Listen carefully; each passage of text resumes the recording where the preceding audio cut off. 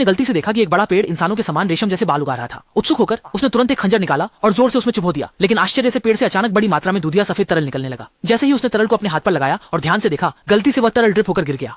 जमीन पर सबसे अचंभे की बात यह हुई कि मुरझाई हुई घास अचानक से हरी हो गई। टिडान ने जब देखा कि यह तरल इतना चमत्कारी है तो उसने तुरंत इसे अपनी घायल पेट पर लगाया और चंद मिनटों में जख्म खुद ब खुद ठीक हो गया। टिडान खुशी से झूम उठा और उसने समझा कि इस तरल में अवश्य पुनर्जीवित करने की क्षमता है। अचानक उसके मन में एक साहसिक विचार आया। इसके बाद टाइन डैन ने बड़े पेड़ को पागलों की तरह काटना शुरू किया, फिर हाथों से तरल पदार्थ पकड़कर बड़े घूंट घूंट में पानी पीने लगा। तभी उसी समय अजीब घटना घटित हुई। बड़ा पेड़ अचानक चमकने लगा और इससे पहले कि टिडान समझ पाता कि क्या हो रहा है, एक सुनहरी किरण तुरंत उसके शरीर में प्रविष्ट हो गई और हृदय विदारक दर्द से टिडान तुरंत जमीन पर गिर पड़ा। अगले ही पल और अजीब घटना, लाइला और चिचेन थिएतान पेट अचानक बढ़ने लगा। ऐसा लग रहा था जैसे कोई अज्ञात जीव उसका पेट फाड़कर बाहर आने वाला हो। गोबुचीरन टाइडान का पेट जल्दी ही बहुत सारे ताजे फूलों से ढक गया, जिसे देखकर वह डरकर जल्दबाजी में फूल हटाने लगा, लेकिन इससे कोई फायदा नहीं हो रहा था। जितने वो हटाता उससे ज्यादा उग जाते। कुछ ही देर में फूल उसके पूरे शरीर पर उग गए, लेकिन टाइडान इससे मरा नहीं, बस उसने जीने का एक अविश्वसनीय तरीका बदल लिया।